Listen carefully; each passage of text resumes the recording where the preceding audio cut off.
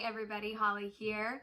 Happy New Year. I know we're in the second or third week of January, but I have some New Year's resolution thoughts for you today. I love setting New Year's resolutions at the beginning of the year. And if I'm honest, most of the time I don't follow through with what I have set out to accomplish in the year, because I set these super big expectations and, I want to lose 20 pounds, or I want to save X amount of money, or I'm going to read 10 books in the year, which is sometimes not very realistic when you're a mom, but I set these like high expectations for myself, and then I'm always disappointed at the end of the year that I didn't achieve them. And so this year I decided to do something a little bit different. It occurred to me at the tail end of 2020 that I had been on survival mode for pretty much all of the pandemic, just trying to make it to the next week or trying to make it to the next thing. And because so many things had been canceled, so many plans had been changed, so many things in my life were just kind of, a roller coaster ride, and I just didn't know what to expect. So I was on survival mode.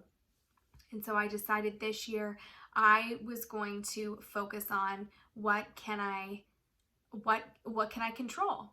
I can control my attitude. I can control, for the most part, what time I wake up in the morning, unless I have a little, unless obviously it's different if you have a little one who's your alarm clock, but I can control what I choose to eat. I can control who I choose to spend my time with. I can control what I see on my phone, and those are the things that I can control. What I can't control is people's opinions of me. I can't control the pandemic. I can't control if if plans get canceled. And so I am working this year for myself on focusing on what I can control and just trying to have a good attitude and get out of that survival mode that I had been living in for the last 9+ months. And so I want to challenge you to find 1, 2, 3 things that you want to add or remove from your life this year. Because last year was hard and we all felt it.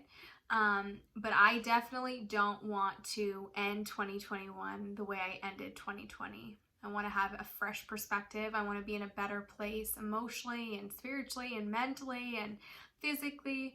So a couple of things that I am working on this year, some of the things that I'm choosing to control are running. I'm starting to run again. I really put it off last year, but running just puts me in a much better headspace.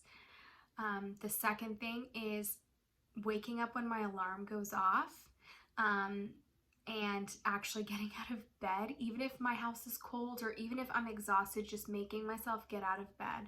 I always feel so much better when I get out of bed when my alarm clock goes off. And then the third thing is actually something I want to remove, and that's social media. So I have committed for this year that for 2021, I am not going to go on social media unless it has to do with work. I have realized how much stress and anxiety social media causes me, and there's not benefit to it. It doesn't add anything to my life. And I think that I'm keeping up with people and staying involved in people's lives because of social media, but I'd rather just talk to the people directly and text them or call them or FaceTime them or hang out with them instead of just seeing their posts about what their lives look like. And so, yeah, I want to encourage you, if you felt like you were in survival mode last year as well, to change some things, to not try and change everything about your life or take on too much, but set some small things that you want to do this year that's going to make a difference and take you out of the survival mode. And I mean, because I think we're all in agreement, we want to end this year better than we ended last year.